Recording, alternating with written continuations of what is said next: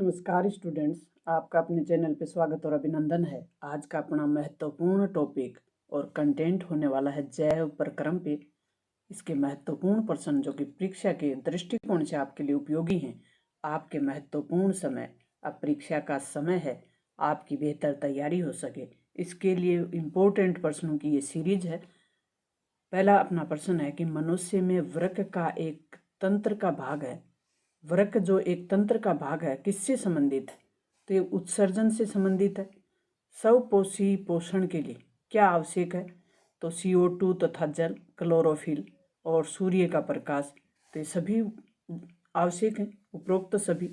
रुधिर का द्रव भाग क्या कहलाता है? तो ये प्लाज्मा कहलाता है। रुधिर का द्रव भाग, ये अति महत्वपूर्ण प्रश्न है। पाचन क्रिया पूर्ण होती है, कहाँ पे होती है पाचन क्रिया? छोटी आंत में। निम्न में से जैव उत्प्रेरक कौन सा है? तो एंजाइम जैव उत्प्रेरक होते हैं। आहार नाल का सबसे लंबा भाग क्या कहलाता है? क्षुद्रांत। मछली का मुख्य श्वसन अंग है वो क्या कहलाता है? तो वो कहलाता है कलोम। मछली के हृदय में कितने कोष्ठ होते हैं? तो 2 कोष्ठ होते हैं मछली के हृदय में। किस वाहिका में वाल्व नहीं पाए जाते? तो वो है धमनी। पादपों में भोजन का परिवहन किस ऊतक द्वारा होता है? तो वो होता है फ्लोएम द्वारा। प्रकाश संश्लेषण क्रिया में ऑक्सीजन बाहर निकलती है, किसके द्वारा बाहर निकलती है? जल के द्वारा। क्या निकलता है जल? प्रकाश संश्लेषण में ऑक्सीजन बाहर निकलती है, किसके द्वारा? जल से। रुधिर को हृदय से शरीर में अंगों तक ले जाने वाली वाहिकाएं। मानव शरीर में जो रुधिर है उसको हृदय से शरीर के अन्य अंगों तक ले जाने वाली वाहिकाएं हैं, उनको क्या कहते हैं? उनको कहते हैं धमनी। रक्त का थक्का बनाने का कार्य कौन करता है? तो रक्त का थक्का बनाने का कार्य करता है बिंबाणु, और इनको प्लेटलेट्स भी कहते हैं। पादप में जल परिवहन के लिए उत्तरदायी क्या होता है? जाइलम। जल मतलब जाइलम। पादपों के वायवीय भागों से जल के निष्कर्षण की निकलने की निष्कर्ष या निष्करण की जो क्रिया है वो क्या कहलाती है?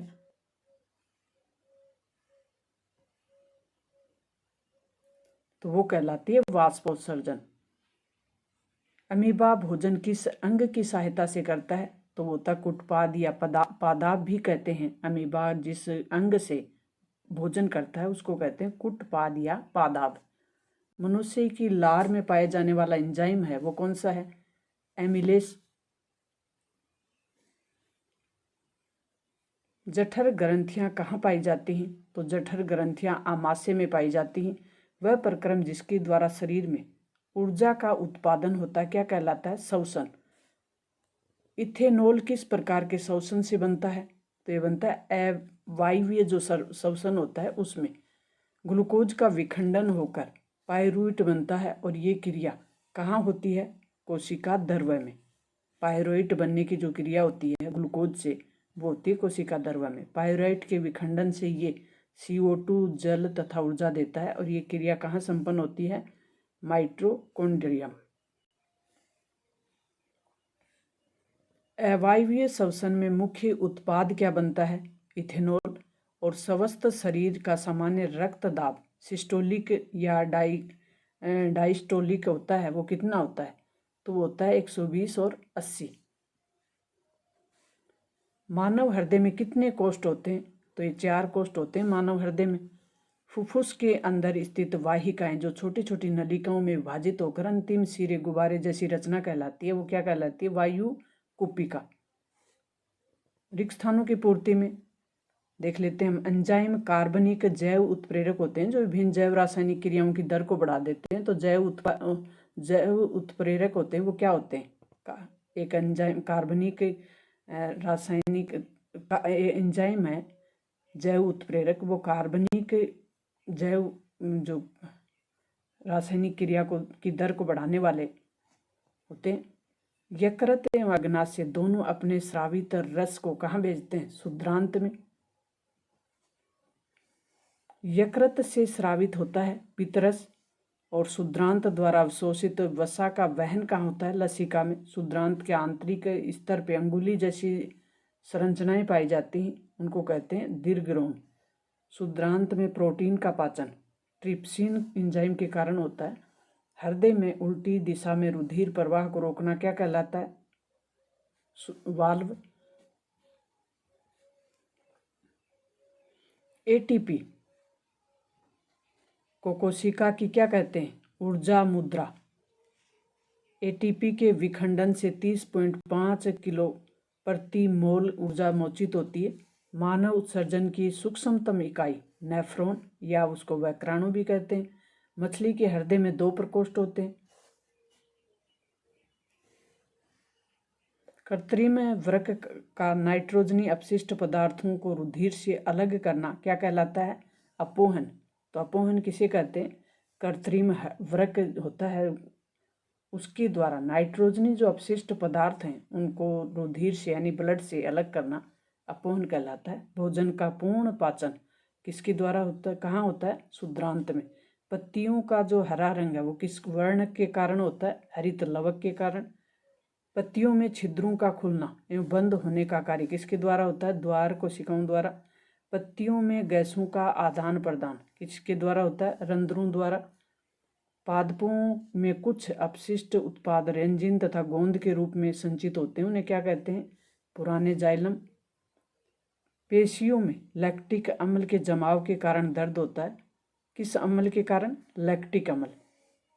रक्त दाब मापने वाले यंत्र का नाम क्या होता है? स्फाइगोनोमीटर। अति महत्वपूर्ण प्रश्न है ये। स्फाइग्नोमैनोमीटर, इसको 2-4 बार आप लिख के सीख लें, अभ्यास कर लें ताकि आप एग्जाम में अच्छे से लिख सकें। सजीवों के वे सभी प्रक्रम जो सम्मिलित रूप से अनुरक्षण का कार्य करते हैं उन्हें कहते हैं जैव प्रक्रम। उभयचर या बहुत से सरीसृप जंतु हैं जो अनियत तापी जंतु होते हैं। उनमें कितने कोष्ठ होते हैं हृदय में?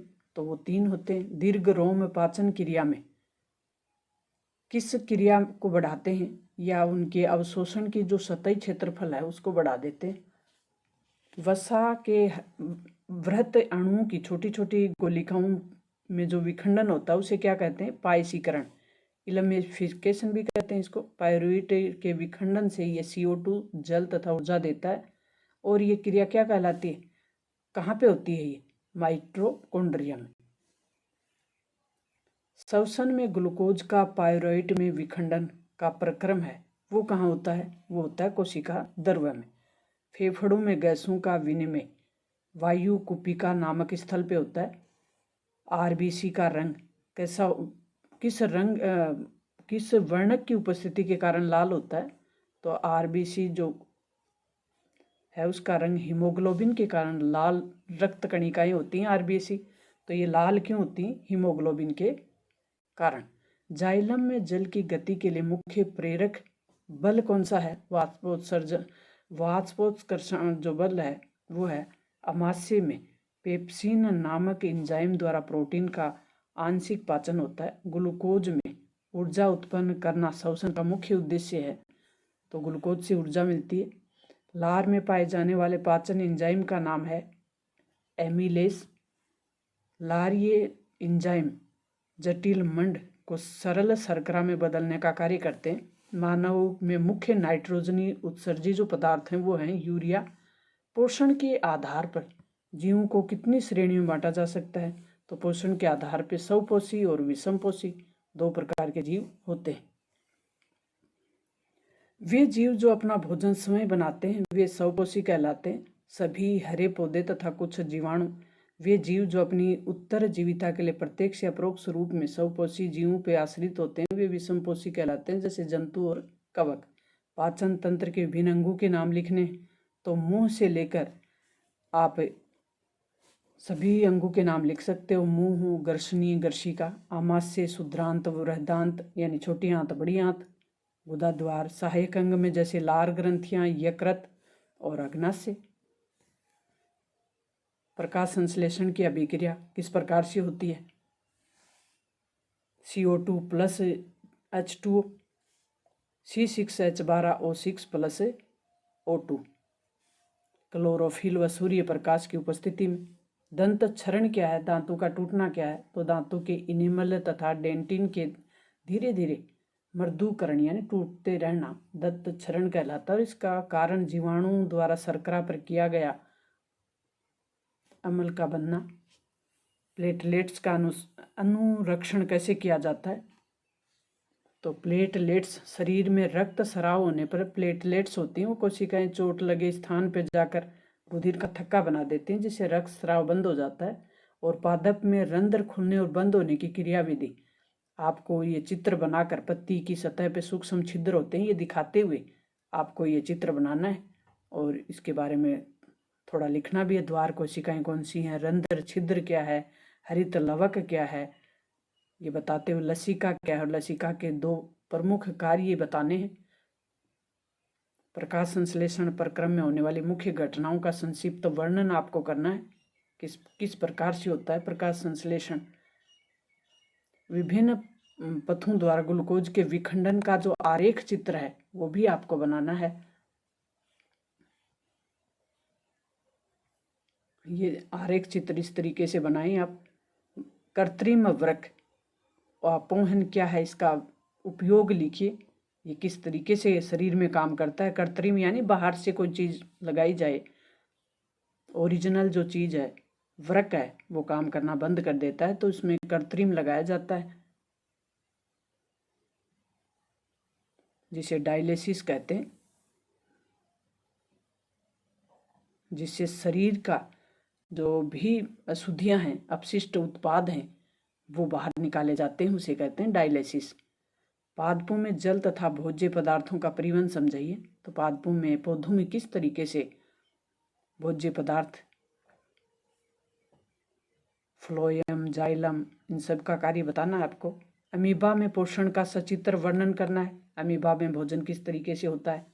एक कोशिकीय जीव है अमीबा, इसको आपको चित्र के माध्यम से दिखाना है। शुद्रांत में पाचन क्रिया को समझाना है, छोटी आंत में किस तरीके से पाचन क्रिया होता है और कौन सा एंजाइम इसमें महत्वपूर्ण भूमिका निभाता है। हमारे शरीर में वसा का पाचन समझाइए, प्रक्रम कहाँ होता है ये भी आपको बताना है। मानव पाचन तंत्र का नामांकित चित्र बनाना है और आमाशय में पाचन विधि को समझाना है। मानव शरीर का पाचन तंत्र ये मोस्ट इम्पोर्टेंट है, अपना नामांकित चित्र आपको आना चाहिए मानव पाचन तंत्र का। तो आप मानव के मुंह से लेकर ये पूरा चित्र आपको बनाना है। शानदार, जितना शानदार आपका डायग्राम होगा उतना ही शानदार, उतने ही शानदार आपके नंबर मार्क्स होंगे। मानव में पाचित भोजन का अवशोषण कैसे होता है ये भी समझाना है।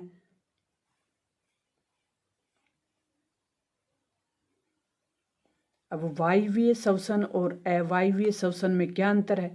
तो वायवीय श्वसन सीधा सा अर्थ दिख रहा है कि ये ऑक्सीजन की उपस्थिति में होता है और अवायवीय श्वसन होता है इसमें ऑक्सीजन की उपस्थिति नहीं होती। वायवीय श्वसन में CO2 व जल बनते हैं और अवायवीय श्वसन में बनता है उत्पाद के रूप में एथेनॉल और कार्बन डाइऑक्साइड CO2। वायवीय श्वसन इसमें ऊर्जा अत्यधिक मात्रा में बनती है और अवायवीय श्वसन में इसमें अपेक्षाकृत ऊर्जा है वो कम बनती है। वायवीय श्वसन ये जीवों के माइटोकॉन्ड्रिया में होता है और अवायवीय श्वसन ये जीवाणु, ईस्ट आदि में होता है। तो मानव में श्वसन तंत्र का नामांकित चित्र बनाइए तथा श्वसन की क्रियाविधि को भी समझाना है। तो नासा द्वार से लेकर मानव के श्वसन तंत्र का नामांकित चित्र आपको बनाना है कि किस तरीके से इंसान है वो सांस लेता है और उसमें श्वसन की क्रियाएं हैं वो संपन्न होती हैं। तो ये फेफड़ों का चित्र बनाना है आपको। मानव हृदय की संरचना का सचित्र वर्णन करना है, मानव हृदय का चित्र बनाना है आपको। और मानव हृदय का सचित्र वर्णन मतलब नामांकित करते हुए बताना है। मानव में दोहरा रक्त परिसंचरण की व्याख्या कीजिए अथवा मानव हृदय में ऑक्सीजन और ऑक्सीजन नित रक्त प्रवाह के प्रक्रम को समझाइए। मानव में O2 और CO2 परिवहन तथा विनिमय का व्यवस्थित चित्र बनाना है। शिरा और धमनी में क्या अंतर है? शिराओं का क्या कार्य है? रुधिर में शिरा क्या और धमनी, शिरा रुधिर को अंगों से हृदय में लाती है और जो धमनी होती है वो रुधिर को हृदय से शरीर के अन्य अंगों तक लेके जाती है। शिराओं में अशुद्ध रक्त प्रवाहित होता है क्योंकि हृदय में अशुद्ध रक्त को शुद्ध करने की ही प्रक्रिया चलती है। तो धमनियों में शुद्ध रक्त होता है जो शरीर के अन्य अंगों तक पहुंचता है। शिरा में रक्त दाब कम होता है और धमनी में रक्त दाब उच्च होता है। शिरा में वाल्व पाए जाते हैं और धमनी में वाल्व नहीं पाए जाते। शिरा की दीवारें पतली होती हैं और धमनी की दीवारें मोटी होती हैं।